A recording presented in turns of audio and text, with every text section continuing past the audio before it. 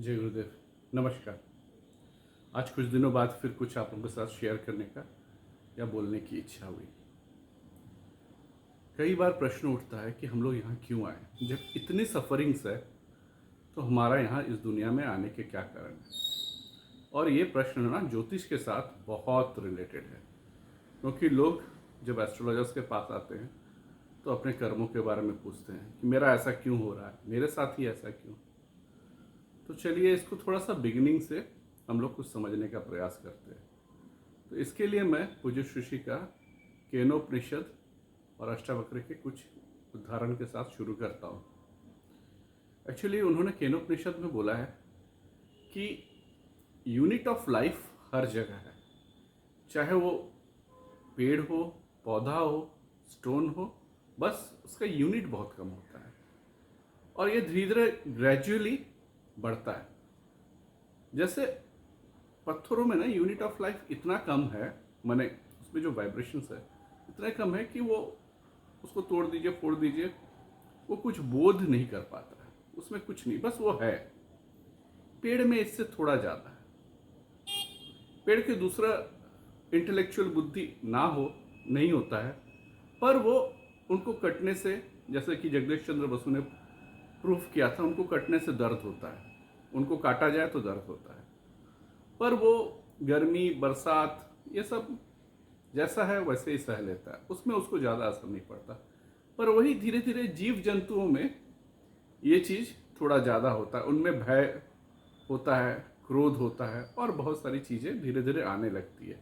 तो ग्रेजुअली क्या होता है, लाइफ ऐसे ही ग्रो करता है कि यूनिट ऑफ लाइफ और इंटेलेक्चुअलिटी जैसा जैसा बढ़ता जाता है वैसे वैसे सोल डेवलप होने लगता है। तो वो जर्नी शुरू होता है एक सामान्य जीव से लेके कॉम्प्लेक्स जीव ह्यूमन तक। पहले पेड़ पौधा, उसके बाद फिर जंतु जो बहुत सरल है, सीधे हैं, उसके बाद वो जंतु जिनमें बुद्धि थोड़ा ज़्यादा है, जैसे हाथी, कुत्ता, बंदर, इस तरह के जो अपने इंटेलेक्ट को ठीक ठाक यूज़ कर लेते हैं, चिंपैंजी, इस तरह के जीव। उसके बाद जब यहाँ पर बौद्धिक क्षमता इतनी बढ़ जाती है, अल्टीमेट फिर ह्यूमन बीइंग में आ जाते हैं।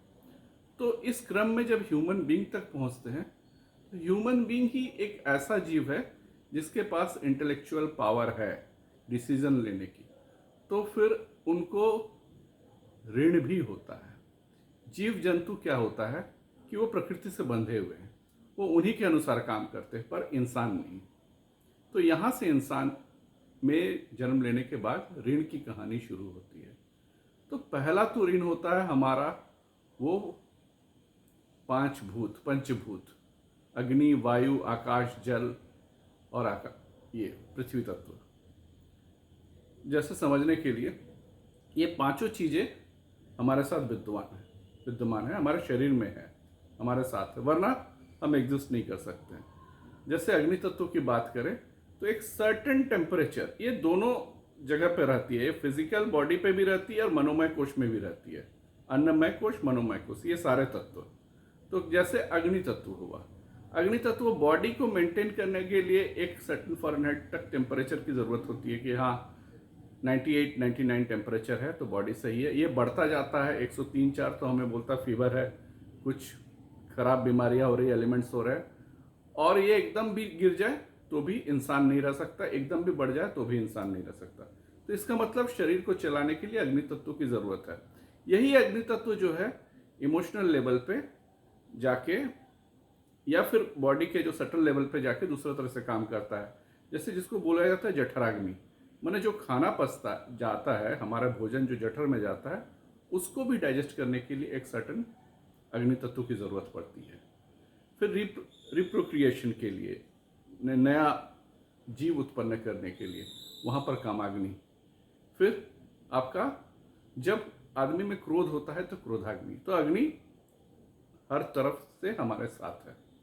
उसी तरह जल तत्व भी जो बॉडी में अगर देखा जाए तो पानी, वाटर एलिमेंट्स बहुत है। ज़्यादातर अगर बोला जाए तो 70% बॉडी में वाटर एलिमेंट्स ही भरे हुए हैं। पर वही इमोशनल लेवल पे क्या है, यही जल तत्व इमोशन बन के आता है। तो बोला जाता कि चंद्रमा मनुष्य हो जाता है। उसी तरह पृथ्वी तत्व भी, पृथ्वी तत्व में ये जो हमारी हड्डियां बनी हुई है या फिर हमारे जो त्वचा मांस मज्जा बना हुआ है, ये सारे पृथ्वी तत्व की वजह से, जो हम भोजन कर रहे हैं उससे हमें ये मिला हुआ है। पर वही इमोशनल लेवल पे, सटल लेवल पर पृथ्वी तत्व क्या कर रहा है, ये आपको एबंडेंस दे रहा है, धन संपत्ति ये सब दे रहा है, घर ये सब दे रहा है, गाड़ी घोड़ा सब जो है पृथ्वी तत्व की वजह से हमें मिल रहा है। तो इसी तरह ये 5 तत्व हमारे साथ बने हुए रहते हैं, जिससे हमारा जीवन चलता है। हर एक तत्व की अपनी भूमिका है। आकाश तत्व जो ईथर एलिमेंट है, जो हमारे हर एक सेल में विद्यमान है, जहां पर हमारा बोला जाता है कि सबकॉन्शियस माइंड कैरी होता है, जो इस जन्म से अगले जन्म तक हमारी जो वृत्तियां जो जाती है वो आकाश तत्व के द्वारा ही आगे बढ़ती है। तो ये सारे तत्व इसी तरह से काम कर रहे होते हैं। पर ये 5 तत्व हम कहाँ से लेते हैं? पृथ्वी से ही तो लेते हैं। तो ये 5 तत्व जो पृथ्वी से लेते हैं, तो ये तो हमारा ऊपर ऋण है ना। पर हम क्या करते हैं, लेते जाते हैं, पर इन ऋणों को शोध नहीं करते हैं। वायु तत्व ले रहे हैं सांस के लिए और ऑक्सीजन ले रहे हैं, कार्बन डाइऑक्साइड छोड़ रहे हैं। गाड़ी चला रहे हैं, वायु को प्रदूषित कर रहे हैं। फैक्ट्रियां बना रहे हैं, वायु को प्रदूषित कर रहे हैं। क्या उसको कंपनसेट कर रहे हैं? फिर उधर देखा जाए तो अग्नि तत्व का भी हम बहुत दुरुपयोग करते हैं, पर उसका क्या यूज़ कभी हम लोग होमा से उनको शुद्ध करने के लिए सोचे हैं? नहीं। तो उसी तरह जल तत्व, जल को भी हम लोग काफ़ी हद तक बर्बाद करते हैं, मिसयूज़ होता है, पर क्या जल तत्व को प्रिजर्व रखने की कोशिश की है? तो ये हमारे ऊपर ऋण है। तो इस ऋण को भी इंसान को चुकाना चाहिए, पेड़ लगा के चुकाना चाहिए, किसी को इमोशनली हेल्प करके चुकाना चाहिए। जल तत्व के लिए आप भोजन भी दे सकते हैं जानवरों को, तो उससे जल तत्व शुद्ध होता है। दूसरा एकदम सरल उपाय है, इन 5 तत्वों के जो बीज हैं, बीज मंत्र हैं, उसको बोला जाता है क्या? पंचाक्षरी। तो उसके प्रति ग्रेटिट्यूड दिखाएं तो भी इन 5 तत्वों का कुछ ऋण आप में चुकता होता है। तो पंचाक्षरी मंत्र क्या है? ओम नमः शिवाय। ये क्या है? एक्चुअली वो 5 तत्वों का जो ऋण है उसके प्रति ग्रेटिट्यूड है। तो इसीलिए शिव को भूतनाथ भी बोला गया। यहाँ भूतनाथ का मतलब वो नहीं है कि भूत प्रेत, वो अलग मीनिंग है। यहाँ भूतनाथ का मतलब है ये 5 तत्वों के जो नाथ है उनके प्रति जो ग्रेटिट्यूड है। शिव तत्व एक्चुअली सिर्फ एक बॉडी मान के नहीं होना चाहिए, शिव इनकारनेट नहीं हुए थे। तो शिव तत्व सर्वत्र है, जो भी चीज उत्पन्न हो रहा है वो शिव और शक्ति से ही हो रहा है। तो शिव तत्व सर्वत्र है, तो उसके प्रति ग्रेटिट्यूड ओम नमः शिवाय बोल के दिखाना ही इन 5 तत्वों के ऋण को खत्म करता है। ये एक अलग लेवल पर हुआ। अब दूसरा लेवल पे आते हैं, जब मनुष्य बनता है तो मनुष्य का कर्म होता रहता है, एक जन्म से बाद दूसरा जन्म। तो वो कर्म क्या होता है? बौद्धिक स्तर पे होता है, फिजिकल स्तर पे होता है। तो उन कर्मों का भी ऋण बनता जाता है इंसान के प्रति, और इन्हीं ऋणों की वजह से इंसान जन्म दर जन्म आता रहता है, और वही बंच गिरता, वही रिलेटिव्स गिरते हैं, और उन्हीं के बीच वही बंधु बांधव, वही लोग, उन्हीं के बीच वो अपना ऋण शोध करते रहते हैं। उदाहरण के तौर पे आप किसी भी लग्न को ले लीजिए, मान लेते हैं आपका मेष राशि, एरिस लग्न। तो अगर एरिस लग्न है तो उनका पेंडिंग कर्म क्या है? 6th हाउस में उनका पेंडिंग कर्म है रोग ऋण शत्रु। अपना कर्म का जगह नौकरी, और फिर वहां पर अष्टम में जाके क्या बैठा हुआ? खुद स्कॉर्पियो बैठे हुए, तो उनका ससुराल। एरिस वालों से पूछिए कि ससुराल के साथ कितना बनता है, या ससुराल के लिए वो क्या कर रहे हैं। और एरिस वालों से ये पूछिए कि या तो वो डेट पे घिरे हुए हैं, ऋण पे, या फिर वो बीमारियों को हैंडल कर रहे हैं। ये उनका पेंडिंग कर्मा है। ठीक है। उसी तरह आप किसी भी राशि को उठा लीजिए। चलिए टॉरस को उठा के देखते हैं। टॉरस का क्या है पेंडिंग कर्मा? माने वृषभ। वृषभ में आपका पेंडिंग कर्मा क्या है? उनका पेंडिंग कर्मा है उनका रिलेशनशिप, उनका पार्टनरशिप, ये उनका पेंडिंग कर्मा है।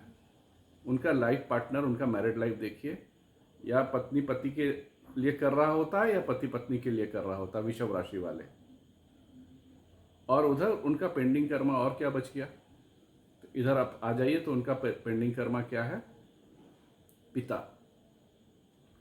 उनका पिता के लाइफ में देखिए वृषभ राशि वालों के अचानक सडन चेंजेस होते हैं, तो जिस वजह से उनको बहुत सारे काम अपने ऊपर लेना पड़ता है, या गुरु के साथ उनका अचानक से ट्रांसफॉर्मेशन आता है वृषभ राशि वाले।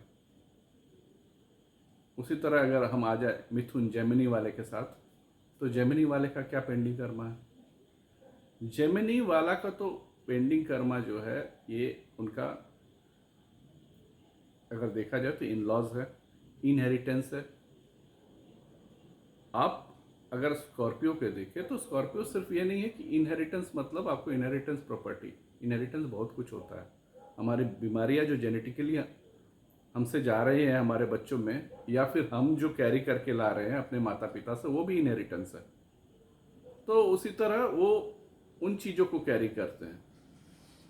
और उनका जॉब में सडन इश्यूज आता है, क्यों, पेंडिंग कर्मा है, पिछले लाइफ में आपने उसको किया नहीं ठीक से जेमिनी वाले, तो उनको जॉब में अचानक से बहुत सारे उतार चढ़ाव देखने को आते हैं।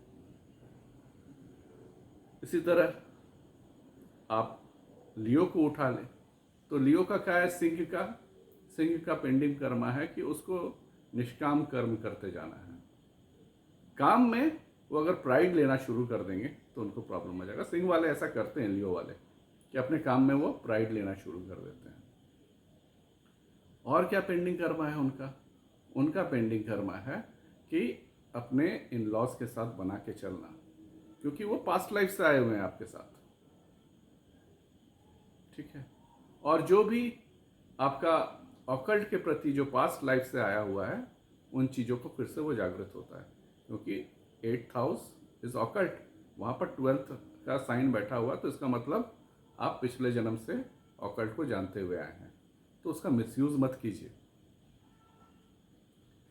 उसी तरह अगर मैं सब राशि के बारे में नहीं बोल सकता, वीडियो बहुत लंबा हो जाएगा, आपको समझने के लिए है। तो ये सब जो पेंडिंग कर्मा है, ये पेंडिंग कर्मा दर पदर चलता रहता है, तो ये सब में रिलेशंस भी आ जाते हैं, जिस वजह से हमारा जन्म बार बार होता रहता है। तो इन पेंडिंग कर्मों को अगर हम सचेत भाव से करें और इनके प्रति ये रहे कि हम निष्काम तरीका से करके सब चीज़ भगवान के प्रति समर्पित होकर आगे बढ़ते जाएंगे, तो ये पेंडिंग कर्मा फिर नहीं आएंगे, या धीरे धीरे कम होते जाएंगे। और फिर नेक्स्ट लाइफ जो होगा वो लाइफ रियलाइजेशन के लिए होगा। पर एक्चुअली लोग रियलाइजेशन के पीछे जाते कहाँ हैं, वो तो मस्ती करने आए हैं ना दुनिया में। उनको पूछा जाए तो क्यों है जीवन में, तो बोलेंगे कि जीवन में मस्ती है इसीलिए हूँ।